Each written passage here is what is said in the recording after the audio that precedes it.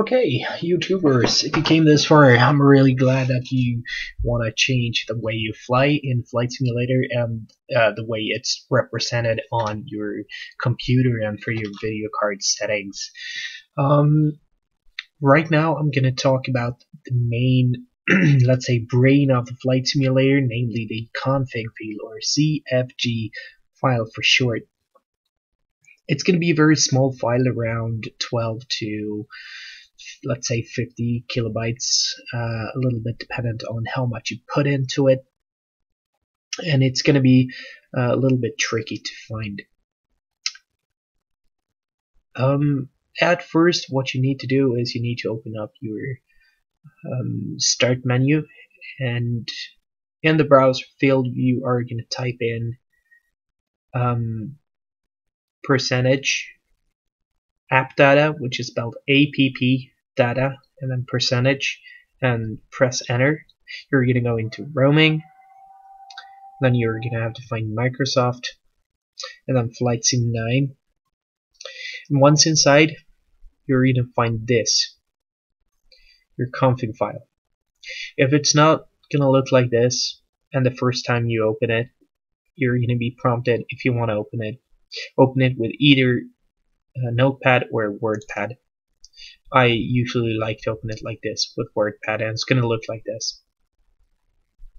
What this is, this is a texture file, or I mean a text file, that tells your flight simulator what to do and what to represent, what not to do, and how little or how much of things that you put into it in terms of strings.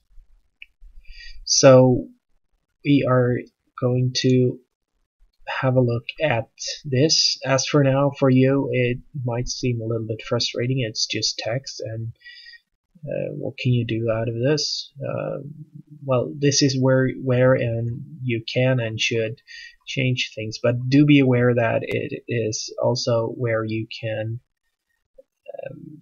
make things go really bad, so just be very wary of what you do in here.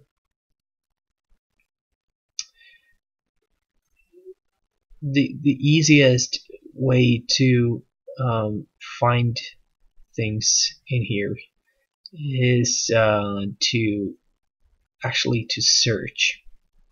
For instance, they have under categories, under panel. For instance, you will find the image quality, the units of measure, quick tips, the panel masking, the panel stretching, and then you come down to another area called weather, and so on. Later down, you will find international, startup, what to show, what not to show, graphics, and so on and so forth, like controls and user interface. So I actually changed a lot of things in here.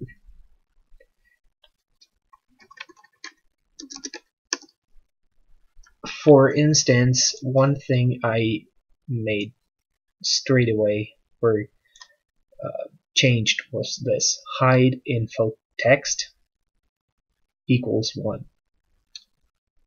What this means, hide info text equals 1, is that whenever you're in the simulator and press on your joystick, you will see a red line telling you that you're either braking, that you have your parking brakes on, that you're slewing, which means that you pause your flight simulator to enter another kind of velocity or angle of attack in your flight simulator, and that is going to present you with a red text. You don't really want that text. So, but whenever you are in the simulator and have this set to 1, you are not going to see anything. So you actually have to look down.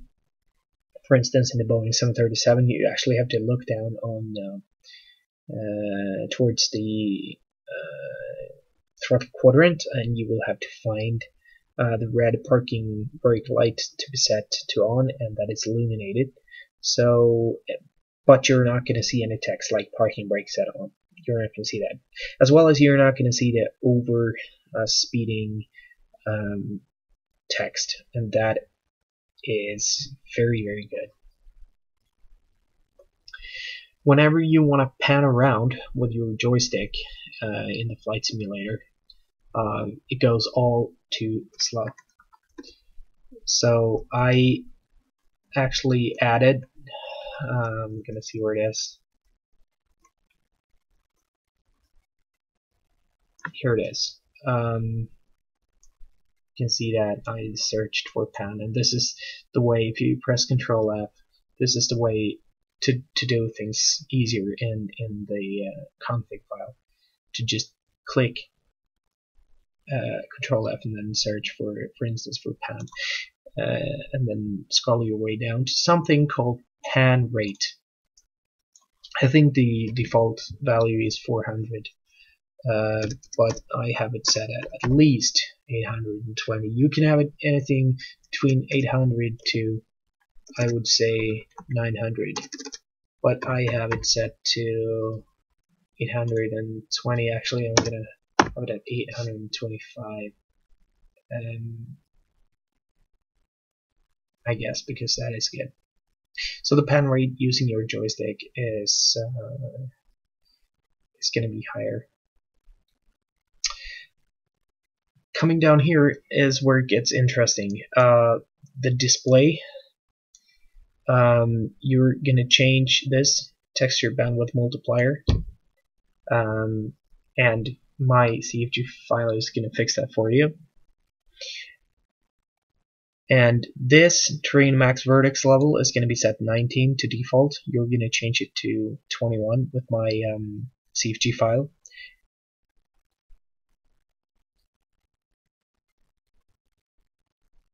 I'm not sure if this is going to change from 0 to 1, but it's definitely going to change this default radius and the extended radius and the terrain extent levels.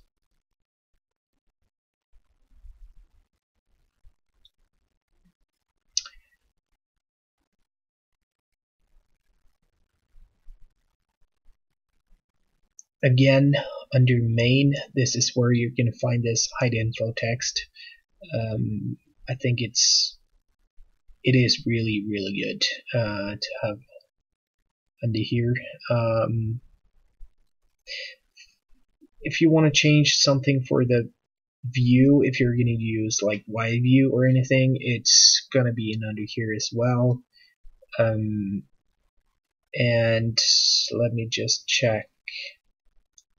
Yes, if we move all the way up,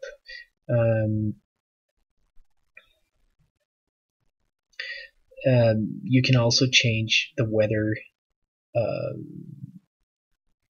variables here, but the dynamic weather is going to change a whole lot here when you install the Rex. And be sure when you're in the flight simulator, one thing I didn't tell you about when in the last video was that you're going to download the Windsloft with the data. That is really important. And also here you can actually change the realism settings, and whenever it says true, it's going to be either represented or true in your flight simulator, otherwise it's going to be set to false.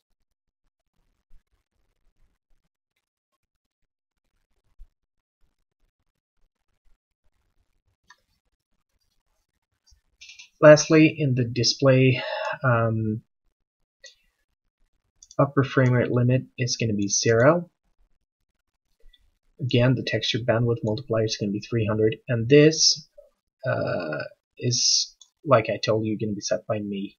So we are actually done with this. Whenever you're done, just click save. It's going to be up here, just like a normal Word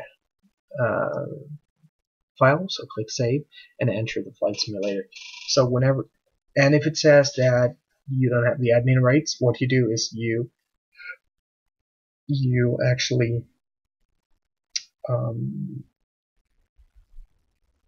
declick this one and take this, just drag it onto your desktop, work with it there, but be sure to drag it back from the desktop onto or into your Fs9 map again, because that is where you're going to save everything. So these 3 videos have now demonstrated what I've got in terms of the software and what kind of settings you should use inside the Flight Simulator 9, and also a little bit about where to find and how to work with the CFG file and what it is. And I am looking forward to the results of yours.